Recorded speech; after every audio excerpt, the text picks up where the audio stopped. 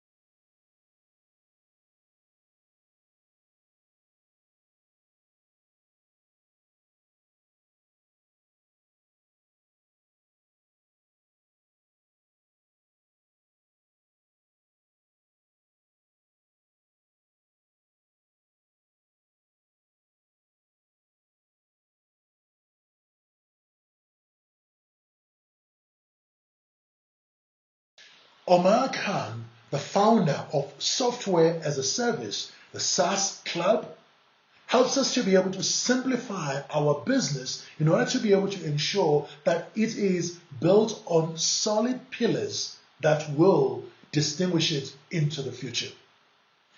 He says your enterprise stands a better chance of being considered a great business when it has these simplicity pillars. You build a product or you provide a service that people really want and are willing to pay for first. Second, you create a strong growth marketing machine that will help you to acquire customers. And thirdly, he says you learn strategies, insights, and mistakes from other successful people and companies out there. You do not need to invent everything yourself.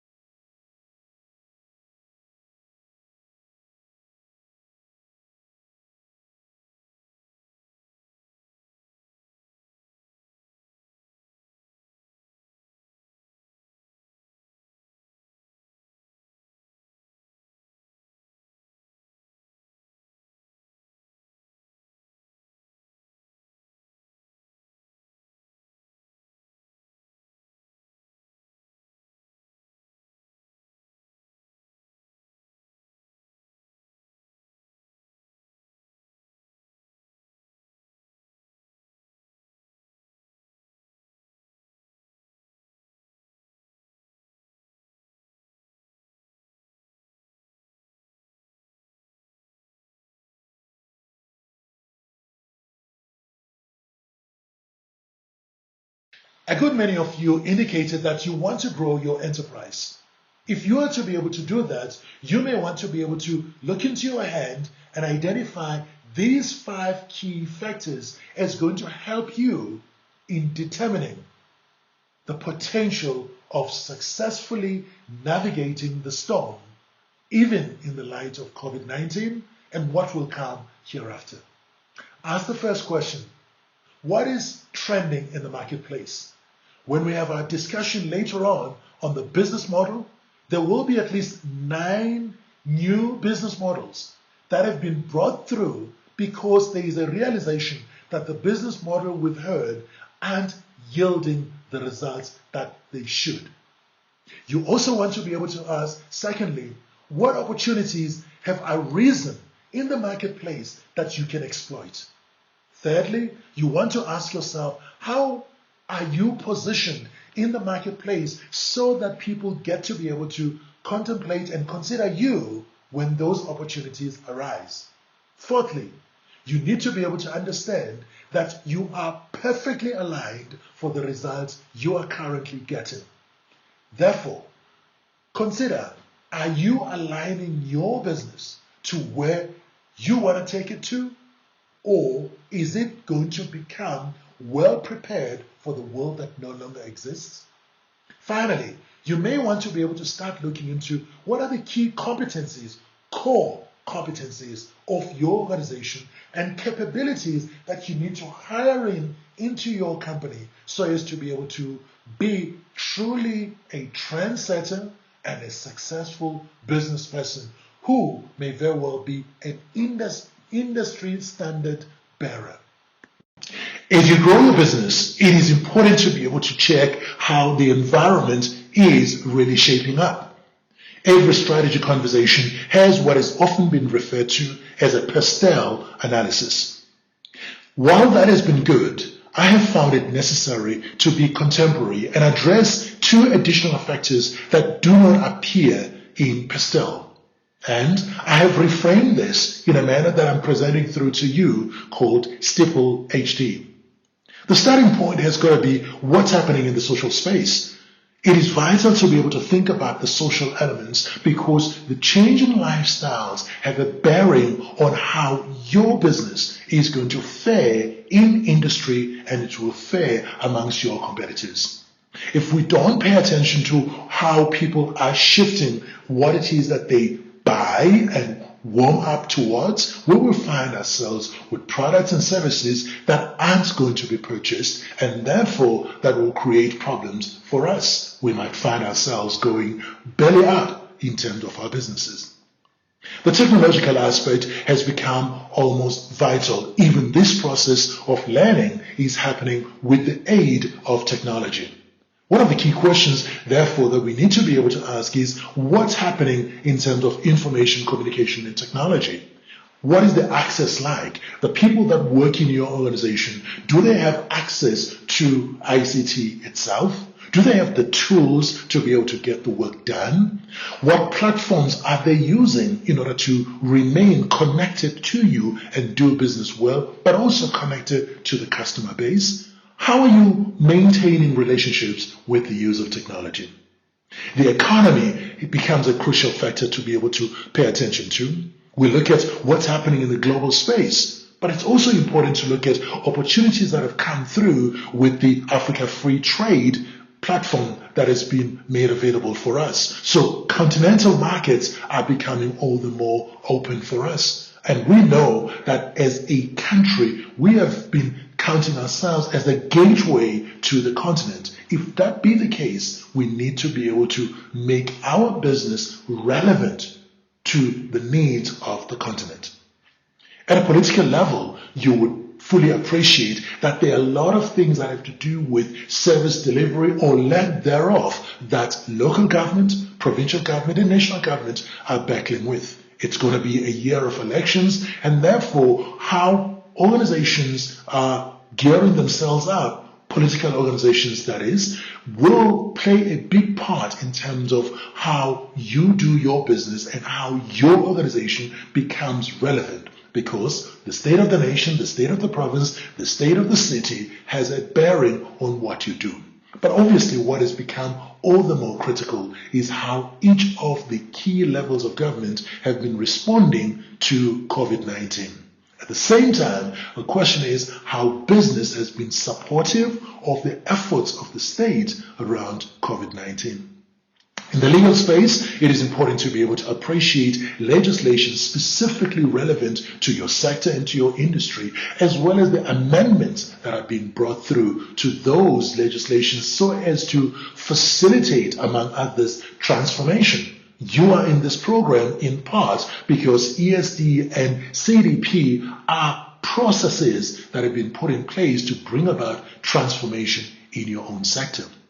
Ecological factors become vital because all the more there is a yearning to be able to see a growth in clean energy. There is a push for renewable energy as a way of looking after the planet and the environment within which we live. Therefore, it is crucial to be able to check how your business contributes to the reputation of the enterprise that you work with and how it contributes to the sector within which you operate. Corporate social responsibility becomes all the more important because you're a responsible corporate citizen. The additional area that I've brought through to what is traditionally referred to as PASTEL is health. It is becoming all the more important that every day when we engage with our colleagues, we check in. We check on the well-being of our staff members. We check on the well-being of their family members because much of the work we do is being done from home. We have percentages varying where we have 30% working from home, 70% working in the office, or 50-50, or whatever the ratios are as per the proclamations that come through with lockdown requirements. It becomes all the more important for us to ensure that we are monitoring the employee well-being, also monitoring mental health. The final area for us to be able to look into is demographic. Now, often this gets to be melded up with social aspect, but I want you to be able to look into the changing workforce profile that you have. Most likely, most of the people that you have inside your organization will be part of what's referred to as Generation Y or the millennials. But you also are finding that you've got interns who are coming into your organization who are part of what's referred to as Gen Z. When you look into the demands and the expectations of Y generation or millennials and Z generation, you will immediately realize that there is a strong propensity to want to work with technology. Is your business purely geared around that? But you also will come to appreciate that the whole story around work-life balance is referred to and seen in a different manner. How is your business set up for that? You are building your business with the intention of growing it and grow it to a point where you are ready. If at some point somebody made an offer for your business, you could be able to sell it because it has been well prepared and it renders a service that others find is extremely crucial. And therefore, they will be prepared to pay top dollar or top rand for it. So this section is really about us conducting a SWOT analysis. It's part of confronting our brutal facts. I'd like for you to be able to look into this and start from the outside in.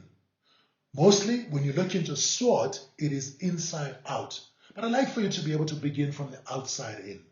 Look into what are the opportunities that have arisen, not only out of the ESD process, but in the industry, in South Africa, in the globe. What are the opportunities that are there? What are the threats that are there facing your enterprise? If we can spend some time working on those, you are bound to be able to come up with outcomes that that will strengthen your position in the marketplace. Then, looking inside, you start looking into what are the strengths you've been building over the years that, when activated, enable you to become a force to be reckoned with. And finally, start looking into what are the shortcomings, what are the weaknesses. Every armory has got a chink. Where is your chink in your armory? Is there a weakness? Because the strength of every chain is in its weak point. If you can identify the key weaknesses, you will be able to start developing an action plan to turn your weaknesses into strengths so as to be able to take advantage of the opportunities that are arising and minimize the impact of the threats in your marketplace. You have weathered some storms up until now. Not all storms that come your way are there for disrupting your life. Of course, when you know somebody who, as a result of pandemic, has not been able to carry on with the work that they had been set out to do, when you know some companies that have folded, you begin to look into the pandemic as a storm that you would rather have not had. Sarai Khumalo, the first African woman to summit Mount Everest, says though that some of the storms we go through are here to clear our path. It may very well be that we begin to look into the things that do matter and separate them from those that do not matter. May the storm of 2021 and COVID-19 clear the path for you to be even more relevant in your industry. When we engage in the sporting world, particularly with bodybuilders, we begin to learn that strength does not come from what you can do. It does not come from lifting the weights you've always been lifting. It comes from overcoming the things you once thought you could not. There was a farming methodology that you thought you would not embrace. There was a distribution mechanism that you once thought you could not embrace at all. But the past year and almost 2 years have taught us that we need to be able to overcome all of the things we've been saying to ourselves we could not do. We have become adept in our use of technology, primarily because we got to be forced into that space.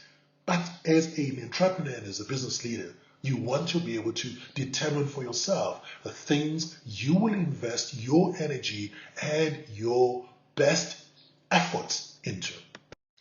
As we confront the brutal facts relating to your business, I'd like for us to be able to borrow from Classy, the SWOT analysis tool that has been developed for us. And I would like for you to engage with this because in each of the quadrants, there are 3 key questions that you will want to be able to answer. Starting from outside in, the external elements, opportunities. What fundraising trails do you have to blaze? Which is, you have to be thinking about how you're going to finance your enterprise. Second, you may want to be able to answer, is your organization dedicated to fostering innovation and growth? Yes or no? But you may want to go into a little bit more detail around that. Again, on opportunities, what organizations might strengthen your value proposition through partnerships? You don't necessarily have to go it alone. You can partner with others. And then flip over to the threats. In the threats area, you may want to be able to first answer the questions, what factors put your organization at risk? Because if they're not paid attention to, you may very well find that you are part of the statistic that says 9 out of every 10 businesses fold within the first 5 years of existence. Second question you want to be able to look into are what are the political and environmental issues that surround your cause, what you're about? Are you just backed up because of the BBBE situation, or is there something more? And then you need to be able to answer, do you face any managerial challenges such as high turnover in your day-to-day operations? Just by answering that question, you may very well find that you are able to weather the storms much better. Now, look internally, starting with your weaknesses, because I want to finish strong. From your weaknesses, what areas have you not committed time to up until now? And then, where did you fall short at last year? Capture that. Be frank and honest in your writing. And then, what aspects of your strategies did not have positive return on investment during 2020? Capture those. And then, let's finish strong. As strengths, what is your organization's amazing at? What are you amazing at? Second, what differentiates you from other companies out there that are for profit, serving the same cause that you're involved in? Ignore the fact that it says non-profit. And then finally, do you have a novel approach in doing business? Now, this takes you back to the 4-action framework we had in the Blue Ocean strategy. The last one was about create. So, do you have a novel approach to conducting business? Science wizard Albert Einstein is quoted as stating that he feared the day when technology would surpass our human interaction. Indeed, the last year, almost 2 years actually, have been driven largely by technology. All communication has been brought down to technology. WhatsApp, Instagram, all means of conversation have really been drawn into the technology side. But we need to be able to avoid finding ourselves where we are so dependent on technology that we stop interacting as human beings. It is my hope that when you look at all that has been stated around the 4th Industrial Revolution and the Internet of Things, you will find a way in which your business can be geared to take advantage of technology and not be driven back by technological advancements. After all, this is still the year which could be your best ever.